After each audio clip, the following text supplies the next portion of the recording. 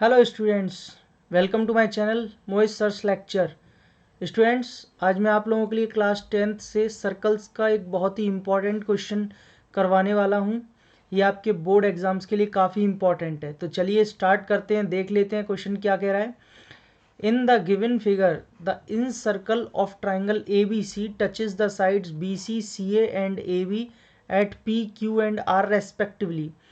बच्चों आपसे कह रहा है, आपको एक ये फिगर दिया हुआ है, इसमें द इन सर्कल, जो सर्कल अंदर बना हुआ है ट्राइंगल के, touches the sides B C, वो बी सी साइड को पी पर और ए सी साइड को क्यू पर और ए बी साइड को आर पर टच कर रहा है। आपसे कह रहा है प्रूव दैट, आपको प्रूव करना है A R plus B P plus C Q A Q plus B R plus C P half of perimeter of triangle A B C के इक्वल होगा। ये यहाँ पर इसका प्रूफ करना है आपको। तो चलिए स्टार्ट करते हैं स्टूडेंट्स। सबसे पहले हम जो लिखते हैं वो लिखते हैं गिवन। हमें क्या चीज़ इसमें गिवन है? हमें बेटा ये गिवन है कि यहाँ पे एक इन सर्कल है, an incircle touches the sides, touches the sides of triangle A B C. ज़रूरी नहीं है कि हम उसमें पूरा लिखें कि कौन कौन सी साइड को कहाँ पे टच कर रहा है, लिखा हुआ है, बस हमने यहाँ पे हल्का सा गिवन डाल दिया। स्टूडेंट्स, उसके बाद में जो पार्ट आता है वो आता है टू प्रूफ का। हमें प्रूफ क्या करना है? हमें प्रूफ करना है A R plus B P plus C Q is equal to A Q plus B R plus C P is equal to half of perimeter of triangle A B C. बच्चों हमेशा ध्यान रखिए, steps आपको ऐसे ही लिखनी है, क्योंकि आपकी स्टेप मार्किंग होगी तो आपको पहले गिवन, फिर टू प्रूफ, फिर कंस्ट्रक्शन, फिर प्रूफ। बच्चों क्योंकि इसमें कंस्ट्रक्शन है नहीं है तो मैं सीधे प्रूफ पर चलता हूँ। चलिए टारगेट सेट करेंगे, कैसे कर सकते हैं बेटा। हमसे यहाँ पे ये बोल रहा है A R plus B P plus C Q. आप ध्यान से देखिए, ए आर यहाँ पे क्या है? एक तरीके से एक टेंजेंट है। कहाँ से? ए एक्सटर्नल पॉइंट से ए आर जो है वो टेंजेंट डाली जा रही है सर्कल पे, है ना। ए क्यू क्या है? ये ए क्यू, ये भी एक टेंजेंट है। तो यहाँ से कुछ चीज़ें क्लियर हुई कि इसका मतलब ये इसमें जो थ्योरम लगवा रहा है वो ये वाली लगवा रहा है कि एक्सटर्नल पॉइंट से जो दो टेंजेंट्स डाली जाती हैं इक्वल होती हैं।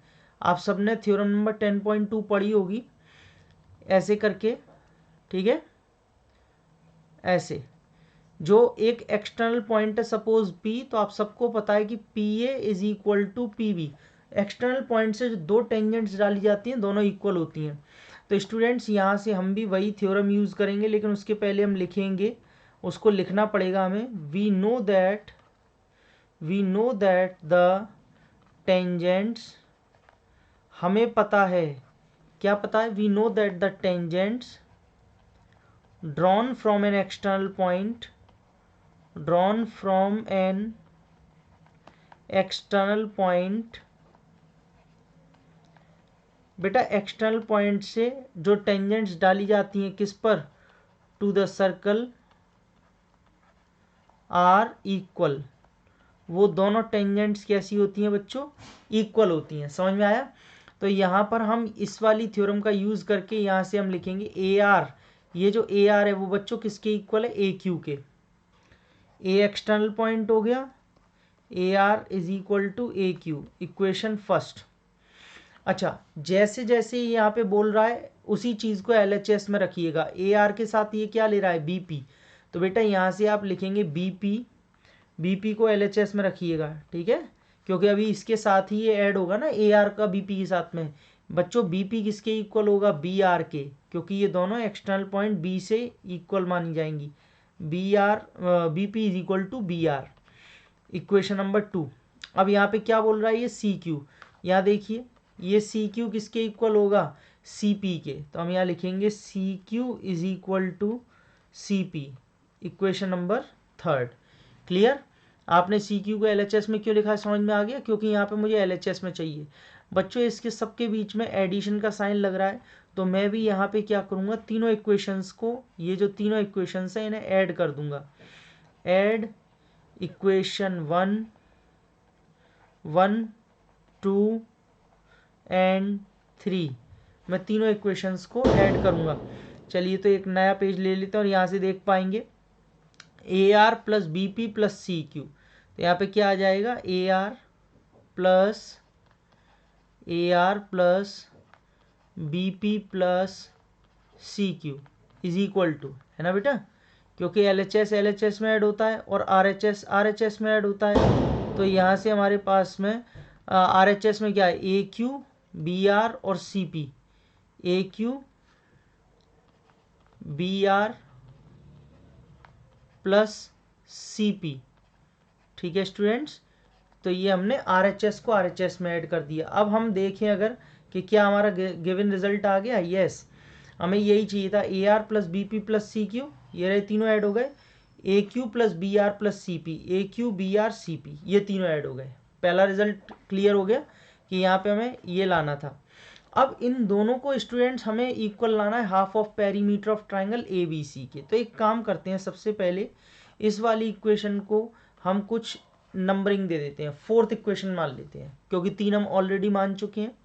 नाउ हम क्या करेंगे स्टूडेंट्स, हम निकालेंगे पेरीमीटर, क्योंकि वो हमसे बात कर रहा है पेरीमीटर की, perimeter of triangle A B C. ये आप सब बच्चे जानते हैं, पेरीमीटर का मतलब होता है sum of all the sides. तो A B plus B C plus C A लिख सकते हैं। पेरीमीटर मतलब sum of all sides, A B plus B C plus C ए।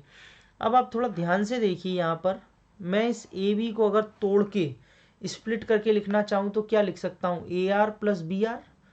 सही है, ए बी में दो चीज़ें बन रही है, ए आर बी आर, तो मैं इसको यहाँ पे तोड़ दूंगा, यानी कि मैं इसको लिख दूंगा, पेरीमीटर तो चलता रहेगा बच्चों, perimeter of triangle A B C. हाँ, इसको क्या लिख दूंगा मैं, A R plus B R. Clear है सबको, ओके। बी सी बेटा, यहाँ से अगर मैं देखूँ तो मैं बी सी को क्या लिख सकता हूँ, B P plus P C, है ना, B P plus P C, B P plus C P, एक ही बात है, पी सी लिखो या सी पी लिखो। सी ए को क्या लिख सकते हैं, सी ए को यहाँ से लिख सकते हैं, ये जो सी है ए क्यू प्लस सी क्यू, क्या लिख सकते हैं, ए Q plus C Q, A Q plus C Q. और इसके लिए कोई आपको रीज़न नहीं देना, कोई भी आपको कोई रीज़न नहीं देना, क्योंकि ये तो आपने अरेंजमेंट किया है। स्टूडेंट्स अगर आप ध्यान से देखें तो ए आर बी पी और सी क्यू ये एक ब्रैकेट में आ रहा है, तो क्यों ना मैं इसमें ए आर प्लस, बेटा ये ए आर, ये बी पी ए आर और सी क्यू है ना, सी क्यू, इनको मैंने एक ब्रैकेट में लिख लिया, इनको मैंने एक ब्रैकेट में लिख लिया। और बेटा दूसरा बी आर ये वाला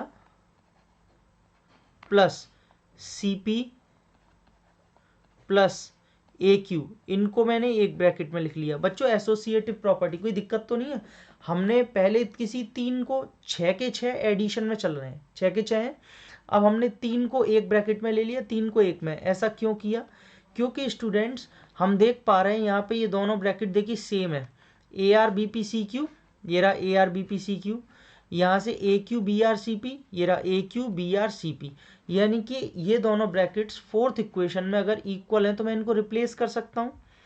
कहने का मतलब फर्स्ट को तो ऐसे ही रहने दो, A R plus B P plus C Q, लेकिन इस वाले को मैं फोर्थ इक्वेशन से A R plus B P plus C Q लिख सकता हूँ, बिल्कुल लिख सकता हूँ।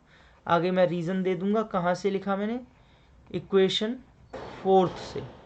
ठीक है बेटा, मैंने इस वाले ब्रैकेट को जो है रिप्लेस कर दिया।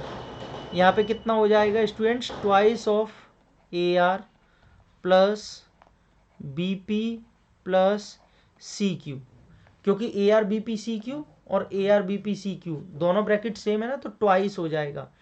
और इधर कितना चल रहा है, perimeter of triangle A B C. बच्चों जब ये 2 नीचे आएगा क्रॉस मल्टीप्लिकेशन से, तो A R plus B P plus C Q कितना हो जाएगा, half of perimeter of triangle A B C. सही है, तो आप देख सकते हैं A R plus B P plus C Q, इसको मैं डाल देता हूँ इक्वेशन नंबर 5। ठीक है, एक मिनट बच्चों, थोड़ा सा जो है गड़बड़ हो गया है लिखने में, मैं फिर से लिख देता हूँ यहाँ पे 5th इक्वेशन। तो बच्चों आप देख सकते हैं A R plus B P plus C Q half of perimeter of triangle A B C आ गया।